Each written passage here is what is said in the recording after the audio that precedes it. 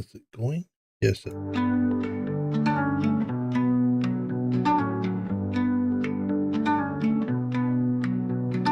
John and Ed, they're on patrol, chasing shadows, heart and soul. Cryptid hunter UFO, down this rabbit hole they go. In the woods and on the street, whispers follow their heartbeat.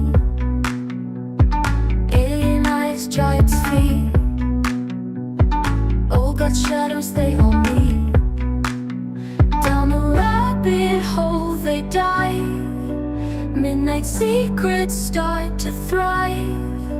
Mysteries keep them alive. In the dark, does truth survive? Haunted houses, midnight calls, endless echoes in the halls. Ghostly murmurs, secret falls, every clue, they chase them all.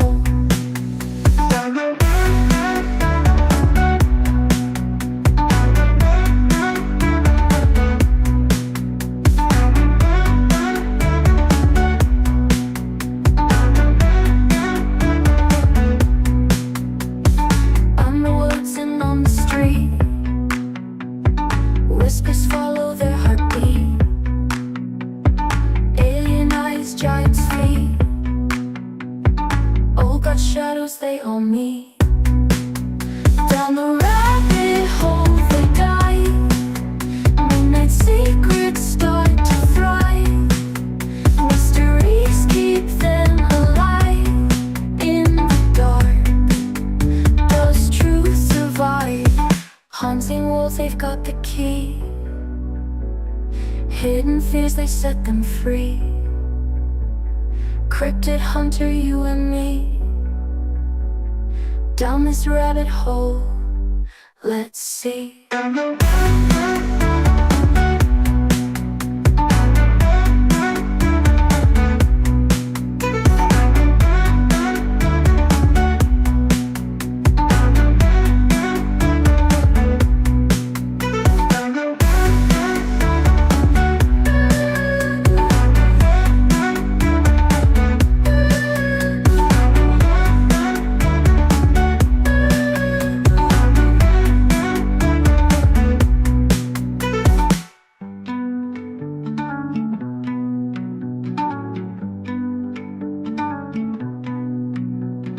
Unseen worlds, they've got the key.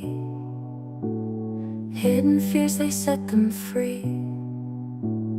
Cryptid hunter, you and me, down this rabbit hole, let's see.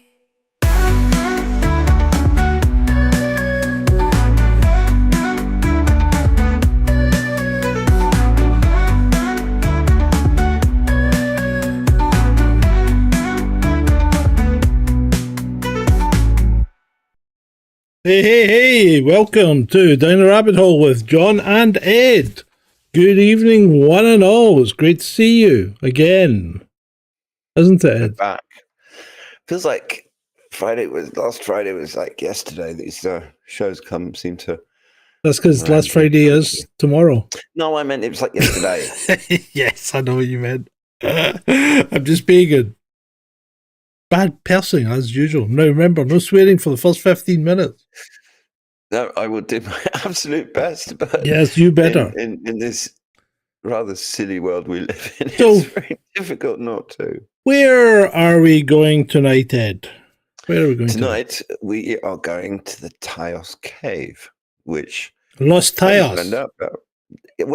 Taos, Los Taos Cueva, or something in Spanish. It's in Ecuador. And I don't know if you've got the slides that. Oh, I've got the slides. Yeah, we don't have loads and loads of slides. Just a few, because it's quite a scenic place, and unlike some of the rabbit holes we do, there are some pictures out there. Turn head up. They say turn head up. Well, it's Ben. We're not back to that again, are we? Oh, good God! I don't know. Just wait there, right? What's he like now? Talk to me. What does the rest of the troll room think? What does he sound like now? Talk to them, Ed. Talk to them. Come on, tell us about Oh, these caves. Oh, they're right on the border of Peru. yeah, in sort of the Peruvian Ecuadorian border.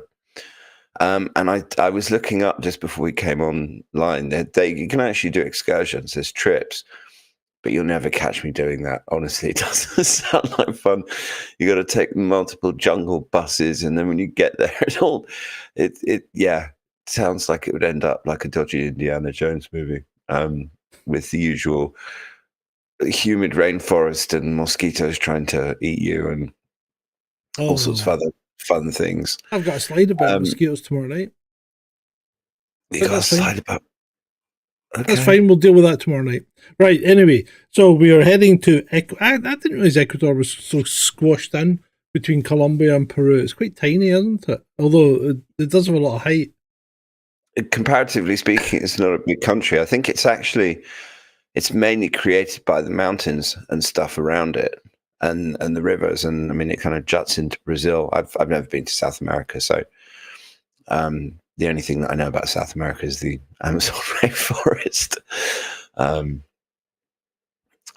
it's not. I mean, it's near Colombia, so I guess they probably have pretty good marching powder in Ecuador as well. Right. Okay. So we're going to talk about Los Tayos caves and then some weird conspiracies around it. I'm not sold on this one, but we'll go through it. I'm not either, for the record, but I just thought it's very rabbit holey, and a lot of the shows that we've done recently have been really serious, of intelligence agencies and all that kind of thing. And I just thought it'd be fun to do a bit of Indiana Jonesing. Yeah, I suppose it will be. So good evening to the troll room. So we've got Dreadeye and Julie Nectaridus. Ben, obviously, is the real review tonight. Paul Armstrong, Espresso Mechanic TV. Ray. Who else we got? Britmate, and we've got Shalini and Julie on the vertical stream. Nice to see you over there. Right, okay. Let's kick off with our spiel. Their spiegel. No, that's a newspaper. Yes. Yeah, okay. Useless. That's German mainstream media. They're about as useful as the Daily Telegraph. Right, okay. So nestled. I like that word. That's quite cool. Nestled within the eastern slopes of the Andes Mountains in Ecuador's Moreno Santiago province lies Cueva de los Tayos, Cave of the Oilbirds. A remarkable underground formation that has captivated explorers, scientists, and conspiracy theorists alike. This natural wonder has become the centre of numerous theories, ranging from scientific explanations to claims of extraterrestrial involvement. Beyond its geological significance, Tayos Cave presents a fascinating intersection of archaeology, indigenous culture, and the human propensity for mystery, and possibly even something to do with cows and excrement. This report explores the cave's documented history, the various theories surrounding it, and similar cave systems worldwide that have generated comparable intrigue. There's a little introduction as to what we'll be delving into. Mm-hmm. And I mean, if people want to see the cave, we do have some pictures of the cave. You have some pictures of the cave. If I could find my mouse or my producer. I mean, from what I can tell on the surface, it's a big limestone caves. So it's a massive cave. It's not just. This is a map of the caves made by British cavers who went there in the 60s, I think. So it is quite an extensive system, and there is people. At first I thought this was an AI generated pic, but I don't believe it is. These are people within the cave itself. Yeah, is that right? Yeah. Yeah, absolutely. I mean, we even had Neil Armstrong went there. We'll come to that in a Yeah, little while. We will come to that. But the caves owe their name to the nocturnal oil birds, Steatornis caripensis, that inhabit the dark recesses. It wasn't easy for him to say. No, those Latin names was difficult. It's located near the confluence of the Santiago and Coangos rivers. Oh, that was all right. No, I'm laughing at Ben. I'm not laughing at you. Right. So it's a limestone and shale cave formation that sits at an elevation of 539 meters above sea level. The cave's primary entrance features a dramatic 65-meter vertical shaft leading to an extensive network of passages extending approximately 4.6 kilometers with a vertical range of 201 meters. Among its most impressive features is a massive chamber measuring 90 by 240 meters. The cave formed through natural geological processes approximately 200 million years ago, and scientifically speaking, its creation follows a typical pattern of karstification, whereby limestone dissolves through interaction with slightly acidic rainwater containing dissolved carbon dioxide. This process creates the characteristic stalactites and stalagmites found throughout the cave system and in lots of other limestone caves as well, which are formed when calcium carbonate precipitates out of the solution as water drips from cave ceilings. These formations develop concentric growth rings similar to trees, providing valuable data about the geological and climatic conditions at the time of their formation. Now, access to the cave is restricted, and it requires permission from local Shuar authorities. And I think the Shuar are a local Ecuadorian tribe. Yeah, they go down there. I believe they go down there in the spring and catch the fledgling oil birds and have their wicked. Yeah, I don't know why they're called oil birds, but anyway, I don't know. Maybe because they have oil.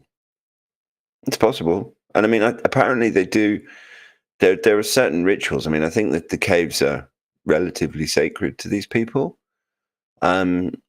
So yeah, and then in 1976 we had the Neil Armstrong expedition, which if you pop onto slide 9, you can see our friend who Neil. I'm not sure about story Neil says Armstrong. He went to the moon, but that one's up for debate.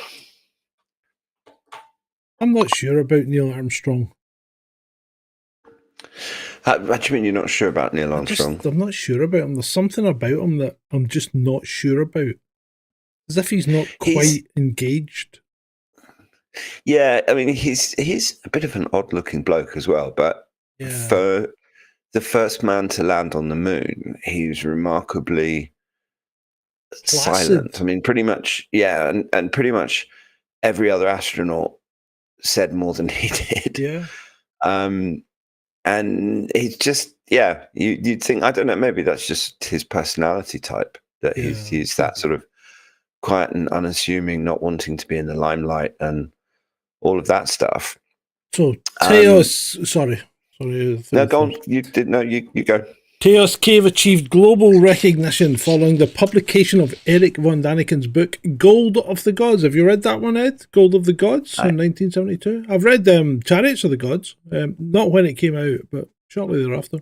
His extraordinary claims about the cave prompted one of the most ambitious cave explorations in history, the 1976 expedition. Do you remember 1976, Ed? Because that was a glorious summer in the UK. Anyway, that was organised by Scottish engineer Stan Hall. So this landmark venture involved over 100 participants, including scientific experts, military personnel from both Ecuador and Britain, and perhaps most notably American astronaut Neil Armstrong, who served as the honorary president of the expedition. Armstrong, famous as the first human to set foot on the moon, allegedly, during NASA's Apollo 11 mission in 1969, brought significant attention to the exploration effort and probably brought some cash and funding to it as well, no doubt. But that's just me being cynical, as I sometimes am. Well, I mean, ultimately, these sorts of things, they do take money. And if you can have celebrities kind of shining a spotlight on a particular expedition or whatever, and that leads to money coming in, I don't think there's anything wrong with that. I don't personally. I don't see why. I mean, it's certainly a better use of someone's celebrity than other things. Yeah, well, I guess so. Well, the expedition was meticulous in its approach, employing 8 experienced British cavers who thoroughly so I was going to say enjoyed, but who thoroughly explored the cave system and produced a detailed survey map. And we've shown you the detailed survey map. It was quite extensive. I can show you again, because they've obviously had fun with the little scribbles as they've been caving, so to speak. What do you call it? Spelunking? No? Yeah, it's called spelunking, but I don't know where that name comes from. Yeah, but it's a cracking name, and we'll just embrace that. Yeah, it to me, that's one of the most barking mad hobbies I can possibly think of. I mean, why? Especially when they start squeezing themselves through places that humans shouldn't really squeeze through. Anyway, while the team did make some significant archaeological discoveries, including passageways that appear to be neatly cut and polished deep inside the cave, and indeed burial sites dating back to approximately 1500 BC. They found no evidence of Von Daniken's more fantastical claims. The expedition confirmed that Taos was indeed a remarkable natural formation with archaeological significance, but not the repository of alien artifacts or advanced technology that some had claimed. So the most enduring controversial theory about the Taos Cave is the existence of a metal library, a chamber allegedly containing thousands of metal plates inscribed with the history and knowledge of an advanced civilization. This theory originates primarily with Juan Maurice, a Hungarian-Argentinian explorer who claimed to have discovered this library in the mid-1960s. And if you pop on to slide... Yes, he was a bit of a strange character slide as 4. Well, because his name wasn't Juan. No. No, he was Hungarian originally, but he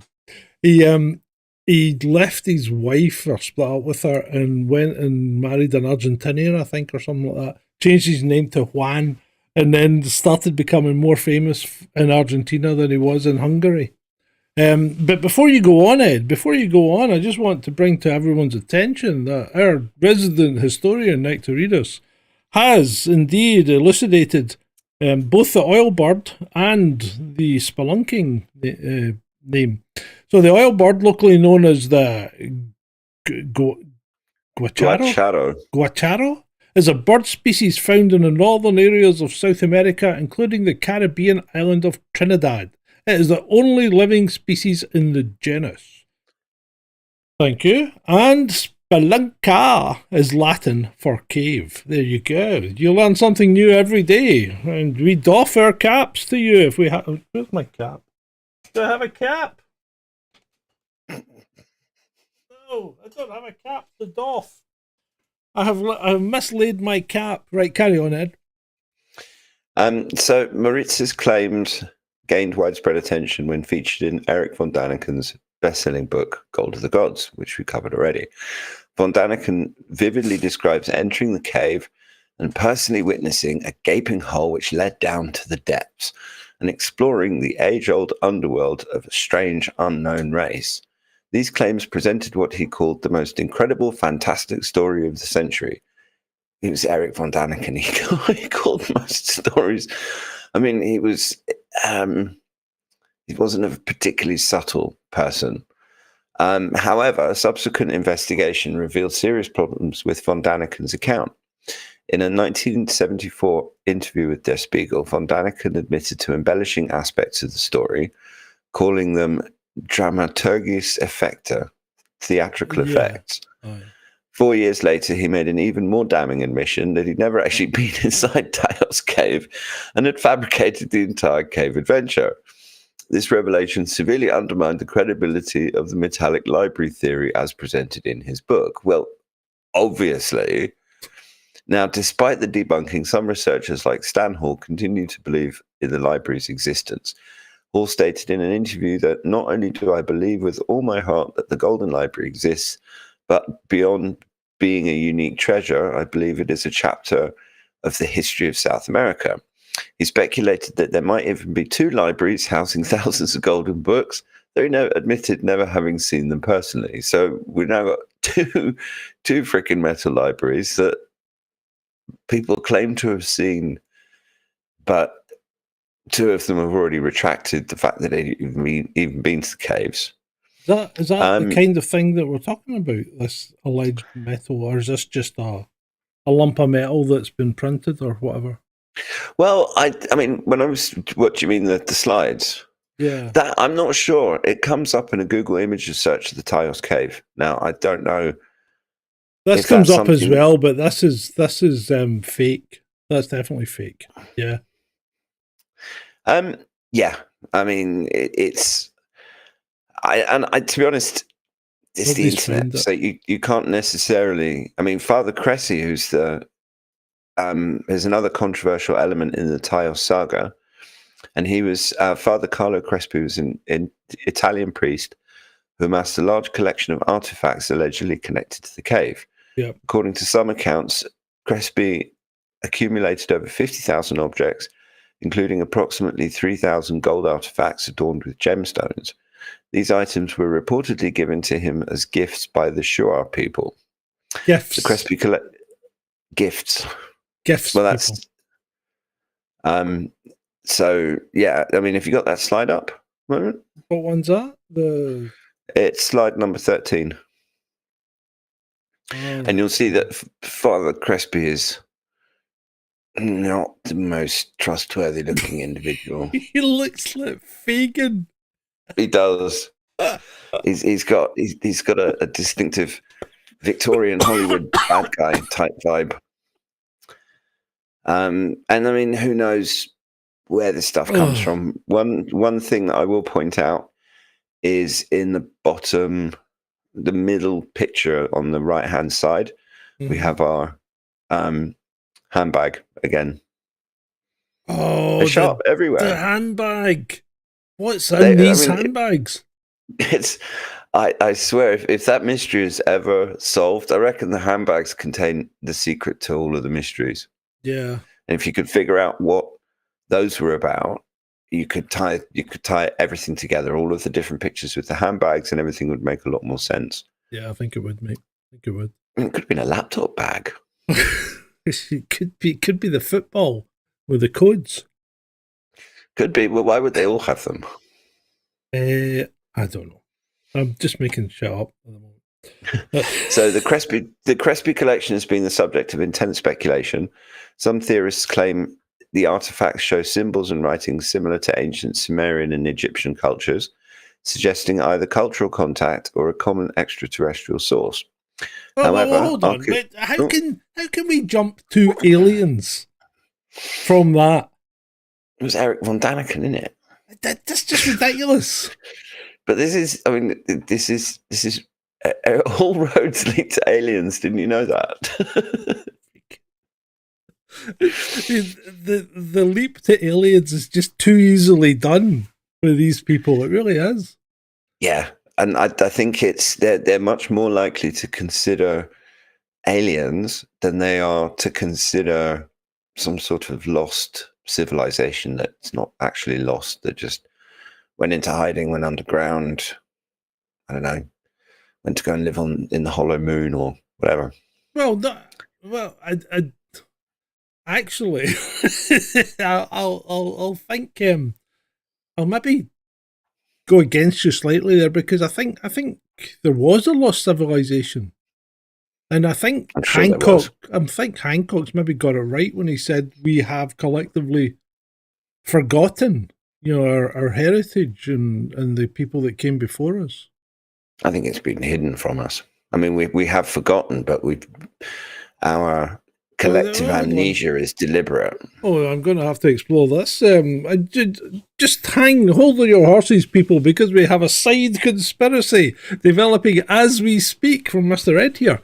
So you think that the lost civilization is actively being hidden from us? So that would imply, right, that we have evidence that confirms it. Do you think we do?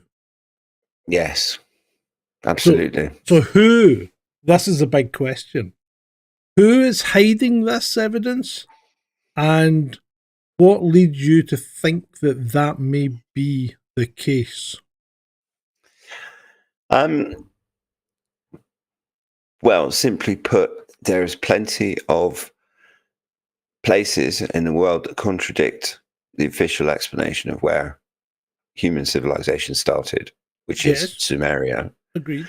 We have places like Göbekli Tepe, Derinkuyu, and Gunung Padang in Malaysia. Is Malaysia or Indonesia or somewhere? Give you that. We also have DNA evidence that kind of shows that the three main races are completely distinct. Caucasians,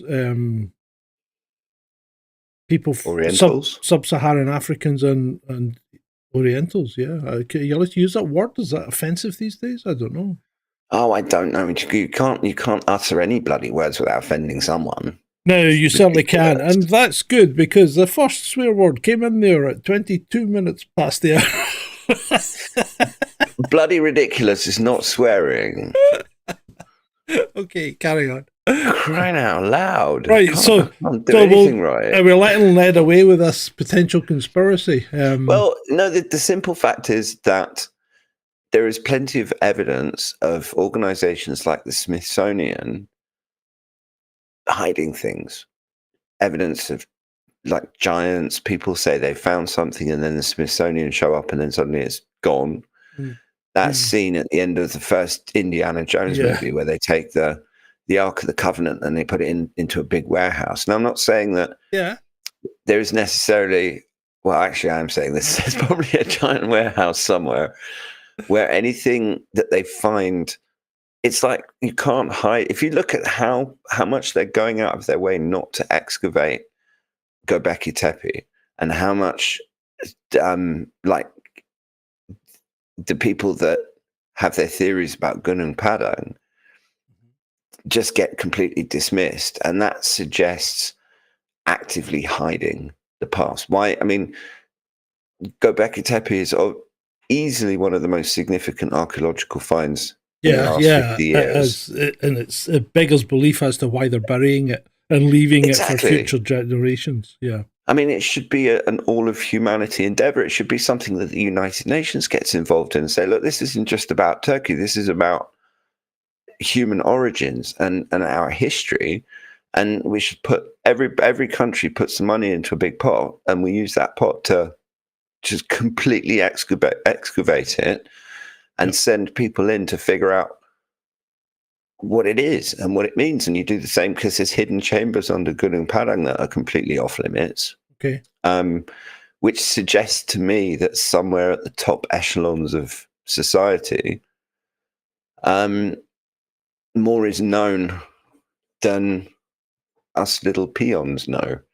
And that suggests that something, scrolls, books, tablets, I don't know, something has survived. I mean, if you look at all of the interest that there was back in 2003 when the Americans went back into Iraq and they allegedly found Gilgamesh's tomb. Yeah. And I mean, there was stuff in the WikiLeaks, what is it, the Hillary Clinton emails, where Clinton at one point was really interested in whether something had been found, whether they'd found the tomb of Gilgamesh. So there's so many different. I mean, can I prove that? Yeah, see, this is ancient artifacts. Right. No, of course not. This is the problem. Do I strongly suspect it? Yeah. Yes. Yeah. This is the problem. You're using the words evidence and facts and playing fast and loose with them. Yeah, I know. This is down the show is called Down the. It's called Down the Rabbit Hole. Right? Yes, but I've got to maintain now my skeptical, evidence-based approach. That's part of my persona, don't you know? Yes, and the platform we're on probably appreciates your fact-checkiness. Yeah. So, yes. So I think what we can say is that Ed's little side conspiracy there will leave to bubble under until he has more proof to give us. And we can make a definitive call on it. Because at this moment in time, I don't think we can. I very much doubt anything like that will come to the surface. It's just, I don't think that you can spend as much time as I've spent down rabbit holes without coming to the conclusion that there is something being hidden, that there is and I'm not talking about Tartaria, I'm not talking about that sort of thing, because I don't actually think the whole mud flood, I think they're confusing the mud flood and Tartaria with the last disaster cycle. Yeah, I think But there I could think- be. But I do think that Well, Go on. you know where I sit on this, and this is a fairly new position for me, to be fair, because I love this stuff. I've loved this stuff since day one. I used to read all the books. I used to read Von Daniken. I used to read Berlitz. I read everything, all these people. And yet, the more and more I'm digging into it, the more and more I'm thinking that they're all nuts. I'm really starting to think that they're drawing conclusions and making assumptions and connecting dots that just aren't there. And it's quite disappointing from a personal perspective, because when you really dig into I've it, always found Eric von Daniken a thoroughly disappointing person, because when you read the first von Daniken book that you ever read, you get really sucked into it, because he's got a good way with words, and he writes things and makes them sound very believable. yeah, But then you actually start doing a bit of research about von Daniken and the way he contradicts himself, and then you write an entire book about something and then completely deny ever having been there, for example. yeah. And The I man agree with you. The man did have a theme park as well at one point. Mm-hmm. But the simple fact is that, to me, it's now indisputable that there was an ancient civilization that predates our own by thousands of years. We don't know how long that civilization existed for. Yeah. But we do know that they had the ability to do things with stone that we just don't understand and can't replicate. Yeah, that's like the megalithic blocks and things, and they are all over the world as well. I mean, we see them in every continent and every country almost. Absolutely, and there's a lot of similarities between them. I mean, you can look at the blocks in some of the pyramids and stuff in South America, and they look very similar to stuff that you find in Egypt. Yeah. Yeah, and when you look at places like, if you look at the Inca, you can see that their work is vastly inferior to the work that went before them. Because they've built stuff on top of these megalithic ones, and It's the same as the pyramids. Yeah, their work is appalling, absolutely appalling. Yeah, you would think if the Egyptians had built the pyramids to start with, then the later ones would have got better, not worse. Yeah. Yeah. Or they would have at least been able to replicate them. And the later ones don't even come close to replicating the originals. Yeah, they don't. And Nectareus makes a good point. Academics don't like new or different ideas. Well, of course they don't, because it upsets the apple cart. It's like, this is the problem with all of science, though, isn't it? Because the way it's funded now, if you go against the mainstream, you don't get telescope time, you don't get access to the collider, you don't access to the computing that you need. If you're going against the mainstream, you just don't get funded. Yeah? Yeah, that's it in a nutshell. And to me, that's not how you do science. No, that's not what science is all about. It's not. Right. Okay. Oh, good grief. Are you carrying on with your bit about head shrinking? Or is that my bit? No? Bit of head shrinking. Are you carrying on with the... I can just finish that off, because we were on the Crespi collection, and some parts of it are preserved at Ecuador's central bank. Many of the most controversial gold pieces with alleged Sumerian and Egyptian symbolism have disappeared. This disappearance has only fueled further speculation about their significance and the possible suppression of evidence. Yeah, things do tend to disappear quite a lot, though. But it is South America, so... if you're South American, don't get me wrong. As an individual person, I may well love you, but there is a bit of corruption in that neck of the woods, generally. Not that there isn't here. Have you seen the state of the British government recently? Excuse me, did I not just say? Not that there isn't here, Anyway, right, moving on. Beyond scientific studies and controversial theories, the Lusteos Cave holds profound cultural significance for the indigenous Shuar people who have been its traditional guardians for millennia. Millennia, they say.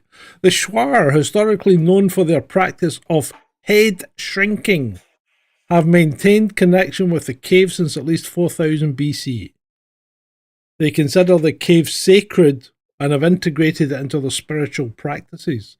And access to the cave today remains restricted, with visitors required to obtain permission from the Shuar Center Federation and pay a tax designated to improve local communities. There you go. A tax. This arrangement recognises both the Shuar's traditional authority over the site and their ongoing economic interest in its management. Recent observations by explorers like Alex Cionetti have noted concerning declines in the tail bird population, potentially linked to increasing adventure tourism and incursions by visitors. This decline highlights the environmental impact of growing interest in the cave and raises questions about sustainable management of this unique ecosystem. They're going to shut it, aren't they? They're going to shut it. They're going to stop people visiting it. Well, that's going to be another Quebec-ly. Going to be another Quebec-ly techie. Yeah. Yeah. Well, there you go. Head shrinking. I don't know much about head shrinking. Maybe Nectaridus knows a thing or two about head shrinking and how one would go about it. The Real Review has gifted a Sergeant Grumpy membership to someone. That was fantastic. Thank you very much, a Real Review. That's Ben. What a stalwart. Thank you, Ben. Cheers, mate. That's very nice of you. Thank you. Let's find out about head shrinking quickly. Well, no, you carry on with the script. All right. Somebody will come up with head shrinking. Don't worry about it. I'm sure Nectaridus is on the case as we speak. Now, Tiles Cave is far from the only subterranean formation to generate mystery and controversial theories. Numerous caves around the world share similar characteristics or have sparked comparable speculation about their origins and contents. There's the Long Yu Caves of China, located in the Zhejiang province. Chinese pronunciation is always difficult. The Long Yu Caves represent an extensive ancient underground complex considered in China to be the ninth wonder of the ancient world. These caves feature enigmatic stone rooms, bridges, and pillars with parallel chisel marks that have puzzled researchers. Dating back at least 2,000 years, they represent one of the largest underground excavations of ancient times. Mexico also hosts several remarkable cave systems. The Yucatan Peninsula contains a vast underwater cave network formed after an ancient asteroid impact approximately 66 million years ago. The same impact believed to have contributed to dinosaur extinction. Over millennia, these limestone sinkholes collapsed or eroded, creating an extensive network of flooded caverns. They're called cenotes, and I used to have one of the dive buddies that I've met on my travels was a cave diving instructor that worked in the cenotes for a long time, and some of the pictures I've seen are just absolutely amazing. Anyway, perhaps the most spectacular of Mexico's cave of crystals, home to some of the largest natural crystals ever discovered. Some selenite crystals exceed 30 feet in length, creating an otherworldly environment. Temperatures inside soar above 120 degrees Fahrenheit, making exploration extremely challenging without specialized equipment. So, John, do you want to carry on? Sounds interesting. It looks like Real Review has managed to gift a subscription to our channel to himself. Well done, mate. and I'm pretty sure. New donation from Nectaridus.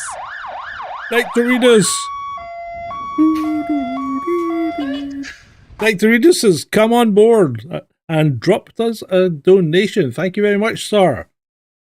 Going to get my cap. Oh, I'll take another cap. It's always kind. Nectarides always make John so happy.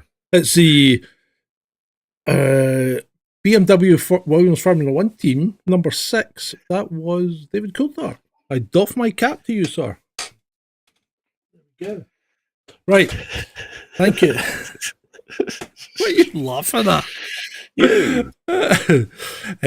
Right. Where are we? Krubera Cave in Georgia. That's Georgia, not in America. Caucasus Mountains holds the distinction of being the deepest known cave in the world, plunging more than 7,000 feet into the earth. Its cold, damp conditions and complex network of tunnels make it a formidable challenge for explorers. But I'm pretty sure our Ben could get through that in jig time. Romania's Movie Cave, or Movaio Cave, presents another... Moville.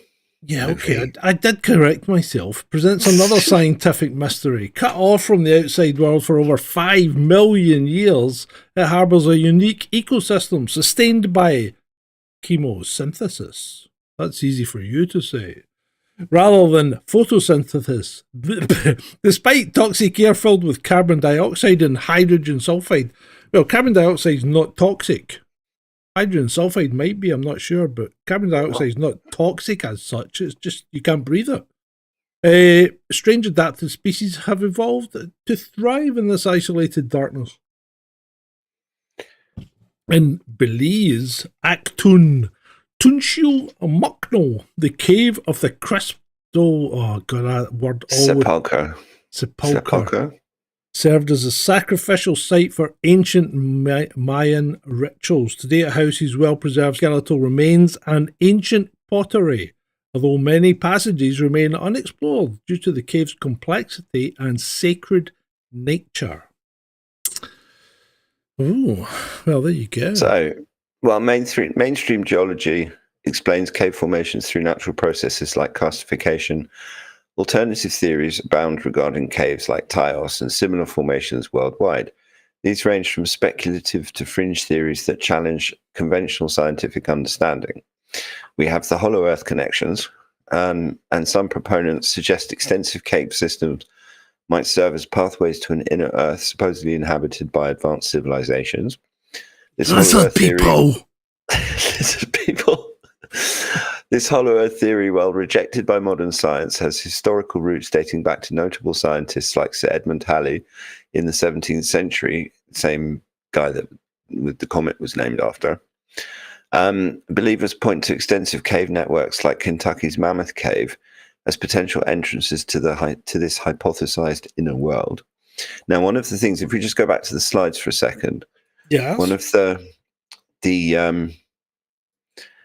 if you look at slide 10, this is from the Tyos cave. And this is it's the arch. What is it called? The Moritz Arch, named after the explorer guy. And that has some very not natural looking straight lines and angles. And right, okay, but this is limestone. This is bullshit, right? This is limestone. Limestone forms fractures like this.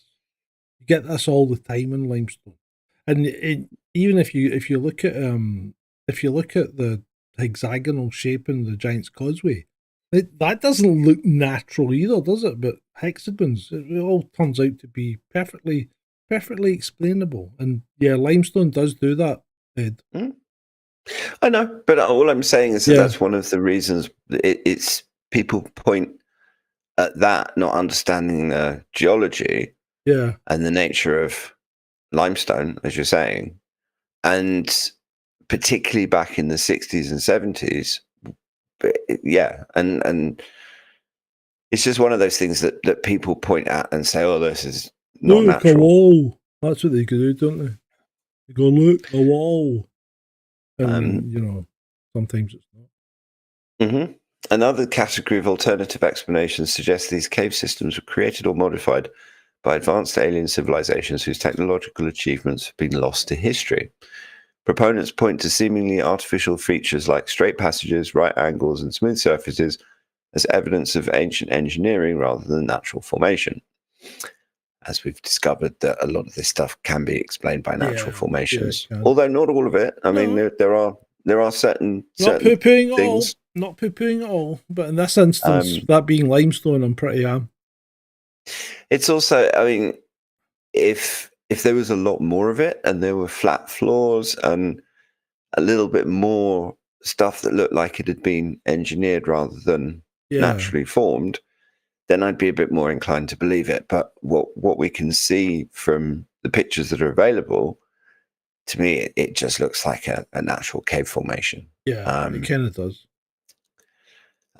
Now, Lake Titicaca in the Peruvian Andes, legends persist about mysterious underwater caves and a lost underground city. Researchers like Bolivian archaeologist Arthur why have we got all this pronunciation shit? Arthur Poznansky have investigated claims of tunnels and underground chambers in this region, with some divers reporting submerged architectural structures, including stone walls and terraces. Similar claims have emerged about the Grand Canyon, where stories of hidden tunnels and underground structures have circulated for over a century. One frequently cited account comes from an April 5th, 1909 Arizona Gazette article describing the discovery of an immense and rich cave, suggesting an ancient civilization, possibly of Egyptian origin. However, no corroborating evidence has emerged to support these claims, and no records confirm the existence of the explorers mentioned in the story. But there are sections of the Grand Canyon that are closed off, that you can't get to. Mm-hmm. And there's reports of caves being found in the Grand Canyon that have been sealed up. And there's actually, I mean, if you're on the Colorado River, you can actually see certain sections of it where it actually does look like people have concreted over. Does it? Caves or something. Yeah, I didn't find any pictures, but I have seen them online. Yeah, I've certainly read reports of people discovering things like hieroglyphics and that neck of the woods, and not even just in the Grand Canyon, but in other parts of South America. Not Sure. South America, southern United States. Mm-hmm. Anyway, moving on. Perhaps the most speculative explanations involve extraterrestrial beings. These theories suggest either direct alien construction of caves. Why? And underground Lizard structures. people. Yeah, or extraterrestrial influence on ancient human civilizations who then created these formations. Well, that's maybe more. Maybe if the Vogon destructor fleet came along and started bombing us, we would take to the ground, you know? The what destructor fleet? The Vogon destructor fleet. Have you never seen Hitchhiker's Guide to the Galaxy? No. Oh my goodness, my man! You need to watch that or read it. You know, Douglas Adams. I tried reading it. Douglas Adams just irritates me. Oh, dear. Proponents often point to alleged similarities between symbols found in different parts of the world as evidence of a common extraterrestrial source. Well, it's evidence of something, but it's not necessarily evidence of a common extraterrestrial source. I think that's a bit of a leap. That's a massive leap. I mean, to me, it's more like evidence of some sort of ancient civilization that has been lost in the sands of time. Yeah. And as we were talking about earlier on, I do think that when mainstream science has a narrative that they have to guard at all costs, the likelihood that if some sort of artifact or something that conclusively proved, say, contact between the Egyptians and the Mesoamericans or some ancient civilization, or that's potentially why they're so keen to keep Göbekli Tepe covered up, because that may well end up having more evidence of advanced civilizations. I mean, if you look at even just some of the alignments of these megaliths with the stars and the different sacred geometry associated with the pyramid and things like that, and also what we were talking about earlier about techniques for manipulating stone, and being able to create gigantic granite blocks that get moved hundreds of miles and things like that. Yeah. So can we say conclusively that there is such a thing? No. But there's an awful lot of evidence of stuff being buried and covered up and hidden. Mm-hmm. There is. Moving on, in Ecuador specifically, some alternative researchers have claimed that evidence of advanced cultures would be found in the region. Recent discoveries using LiDAR technology in the Apano River region have revealed hundreds of tola, semi-pyramidal structures spanning over 300 square kilometres. While these findings confirm sophisticated pre-Columbian construction, mainstream archaeology attributes them to indigenous civilizations rather than extraterrestrial influence. Well, why would one leap to the stars when we've already been talking earlier in the show about lost civilizations? I think it's more likely there was a lost civilization before us than, extraterrestrials came and visited us and showed us how to build things and then just went away. Unless all the stories about the Anunnaki are true. But we covered that last time. They are. It could be. I mean, we did do a show about the Anunnaki a few weeks ago. We did, yeah. Yeah, I don't think we did it justice thinking back on it. But anyway, never mind. We had a go. The thing is that it's really difficult to do it justice because there's so much speculation. And, I mean, you can keep to the mainstream attitudes, or you can go down the Zachariah Stitchin rabbit hole. But Stitchin, a lot of his stuff is actually really full of holes. And I don't know. We sort of covered about the Sumerian cuneiform and some of the cylinder seals and things like that. I think we had a pretty good go at it. Yeah. I've been a bit flippant. I do that occasionally. Occasionally. But I mean, it does highlight the tension between scientific explanations and alternative theories for caves like Taos and some of the other things we talk about. It does. And reflect broader patterns in how humans approach mystery and the unknown. From a scientific perspective, caves form through well-understood geological processes occurring over millions of years. Stalactites and stalagmites develop through the precipitation of dissolved minerals, while passages and chambers result from water erosion through soluble rock. When features appear unusually straight or polished, scientists point to natural processes that can create such formations. The definitive 1976 British Ecuadorian expedition to Taos Cave concluded it formed through natural geological processes rather than artificial construction, despite finding some archaeological evidence of human habitation and use. There's a big difference between humans sheltering in a cave and humans creating the cave. Indeed, there is. And there's plenty of evidence all over the world of humans being in caves, because if you're a puny little human and you're trying to escape the weather and the bears, then a cave is a pretty sensible place to hold up. Or if you go, if you subscribe to the electric universe theory, you'd be escaping the scarification of the planet by massive electrical storms. Mm-hmm. I mean, because one of the theories is the Grand Canyon wasn't formed by water, but was taken out by, when you look at it from above, it doesn't look like it's water formed because of all the side fissures, which are just as deep, but a lot thinner. So it does look a bit like electrical. What do you call it? It's not mining. They call it something else. Electrical something. But it's a interstellar electrical discharge. Yeah, it comes from the sun, and there's actually evidence of it on Mars. What is it called? Val Marinaris on Mars. Is it that one? Can't remember the name. Marinaris, yeah. And that actually looks like. Do you know the pattern that lightning makes when it hits sand, that kind of thing, or electricity? You see artists that they apply an electrical charge to wood, and you get this pattern burnt into the wood. Oh, I've forgotten what that's called. I know there's a special name for it, but that actually looks. We're talking about that on a cosmic scale, and it's something that I've heard Ben Davidson talk about on Space Weather News.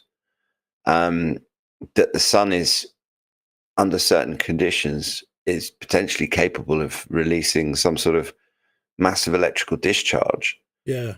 Which is bloody frightening. I mean, giant solar space lasers. Jesus Christ. I mean, that's not something that sounds like much fun. So, but there's plenty of evidence of people living underground. I mean, that the city in Turkey, Derinkuyu, I think it's called. In Malta.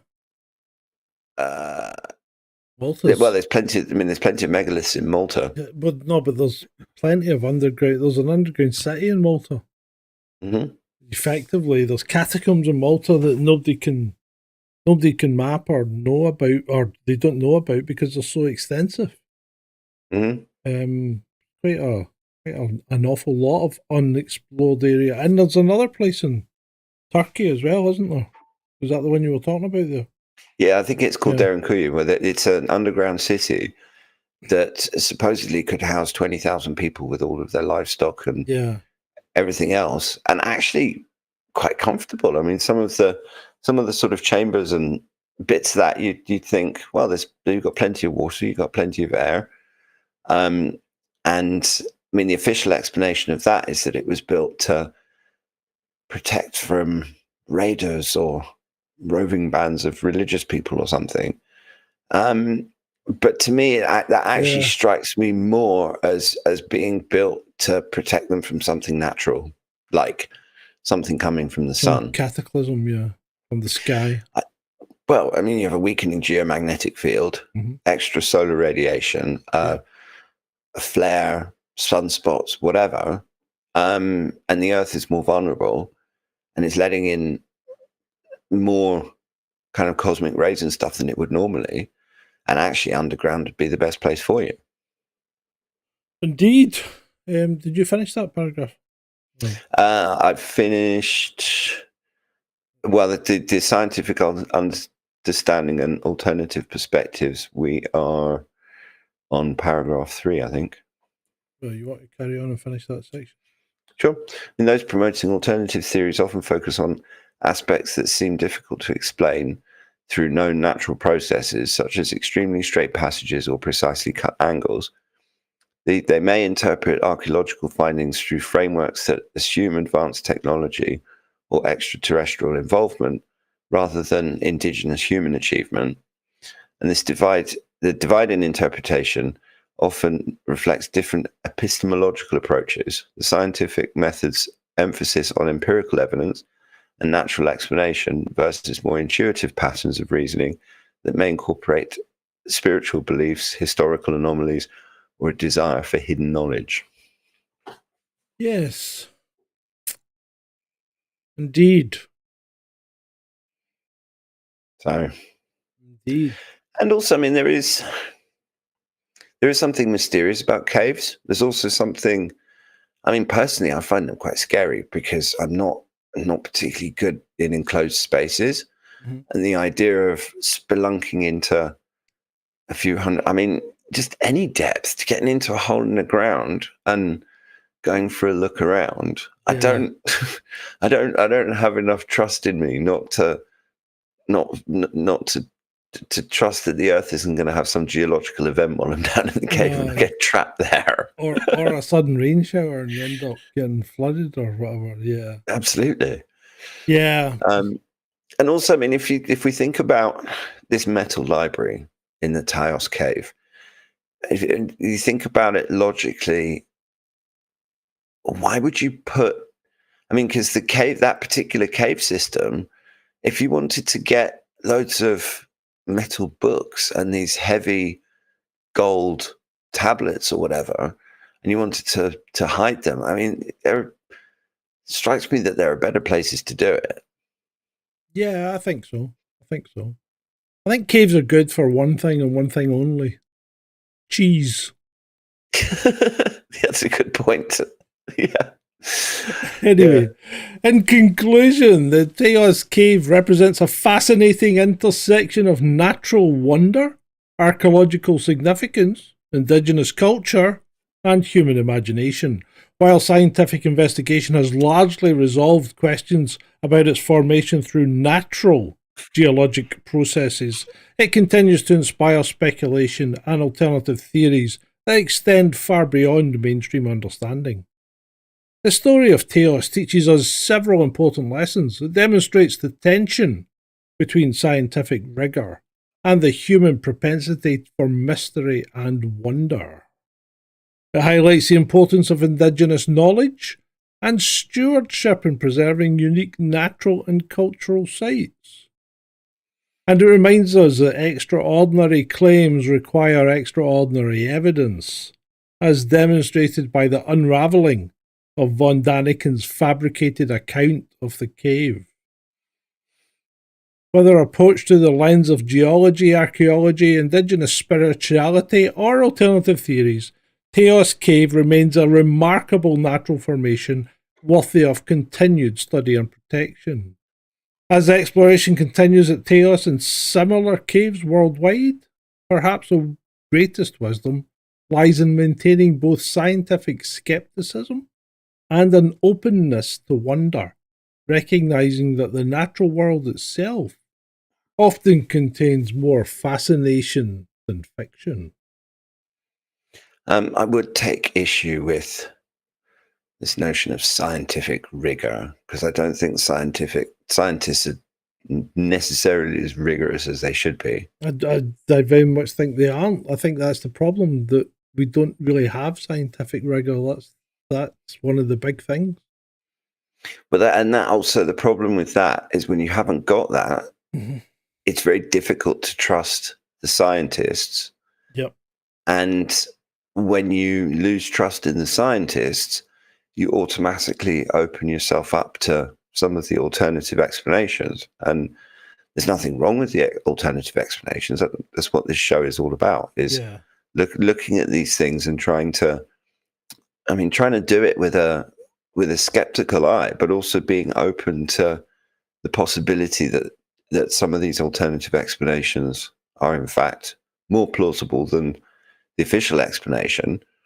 But in the case of the Teos cave, I'm not seeing anything that suggests that there is some sort of hidden metal booked library that exists in these caves. I mean, the expedition in 1976 seems like it was really rigorous, and they went there to actually investigate the stories of this library and didn't find anything. And there's no, I couldn't find any rumors of things being hauled out of that cave. I mean, to start with, if there was some sort of metal library, it would be bloody difficult to get out.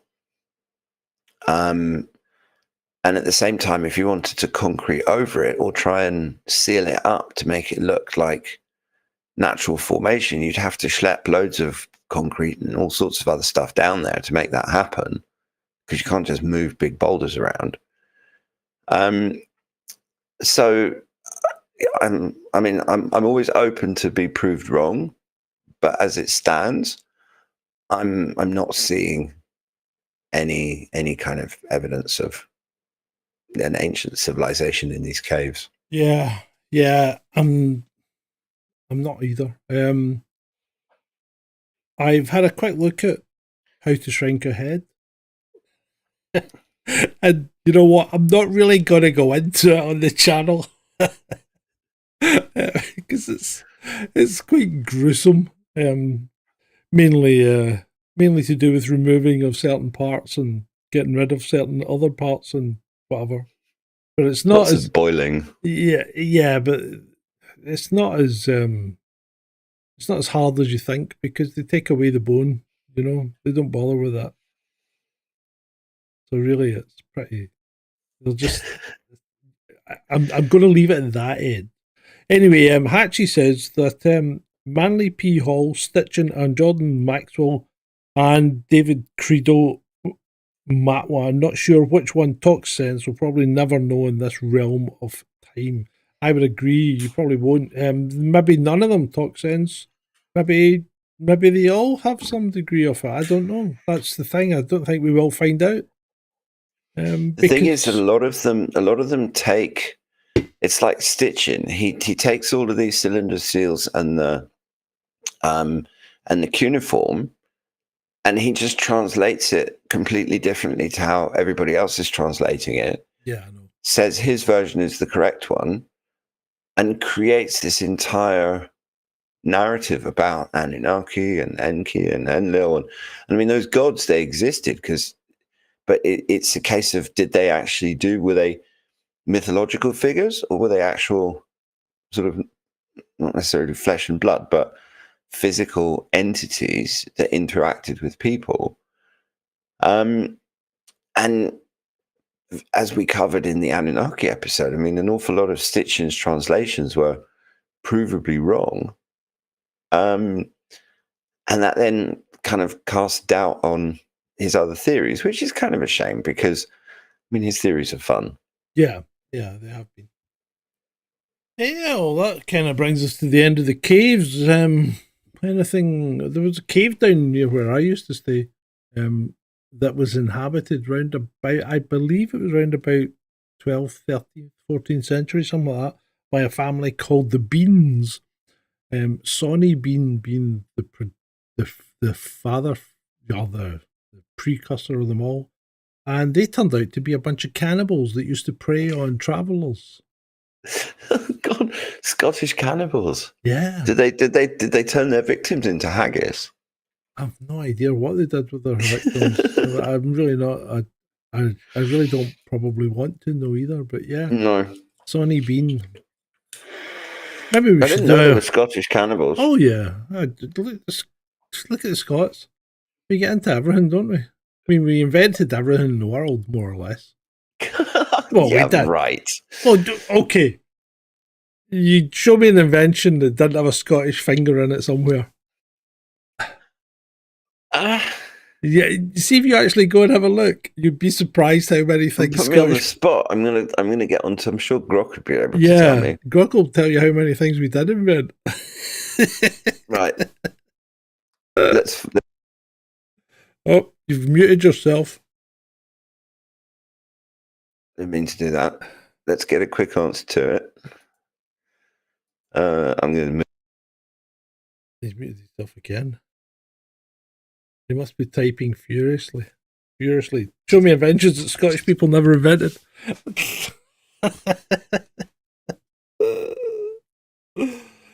Oh, he won't let anything go, will he? Oh, get a cheers. I'm back again, just because the typing's really loud. Right, so here are a few notable examples of inventions that originated outside of Scotland. The wheel, the light bulb, the airplane, the internet, and the printing press. Who invented the light bulb? Thomas Edison. Where did he come from? Although, well, no, hang on. Thomas Edison is often credited with its practical development in 1879.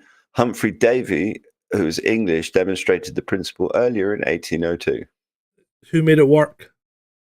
Who sold it? Thomas Edison. Yeah, where did he come from? Was he not born in Edinburgh? I don't know. He's American. Was he not born in Edinburgh? Well, it still didn't invent it because that Humphrey Davy guy invented it. And Orville and Wilbur Wright were absolutely not Scottish. But they didn't invent flying, though. It was a French dude, wasn't it?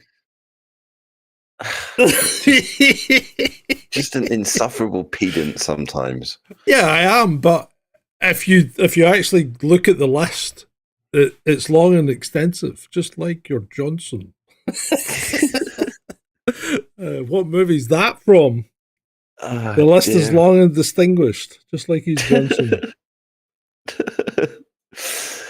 Oh dear. That was Cave. Yeah, it was good. Taos Cave. Done. Yeah. That was done and dusted now. I quite enjoyed that, actually. No, it was good. And I mean, we'll be back tomorrow, so we might as well. We will be back tomorrow. There will be more than one of us. There'll be Ben's joining us tomorrow as well. Two of us, yeah. We're going to have a riot. Quiet riot. So yeah, our little friend Ben will be joining us tomorrow. So that should be fun. So come back tomorrow at 9 p.m. UK time, and we'll be diving into the madness that is the world as you know it. And I'd like to leave you with a little thought. And it did appeal to me. It tickled my fancy, this one. I saw a tweet today in which a guy says, "It really pisses me off every time I watch a historical movie and they tell the archers to fire." Because before the invention of gunpowder, that doesn't make any sense. Well, no, because archers were told to knock, draw, and loose. Exactly. So there you go. Ponder that one. It's been great for you.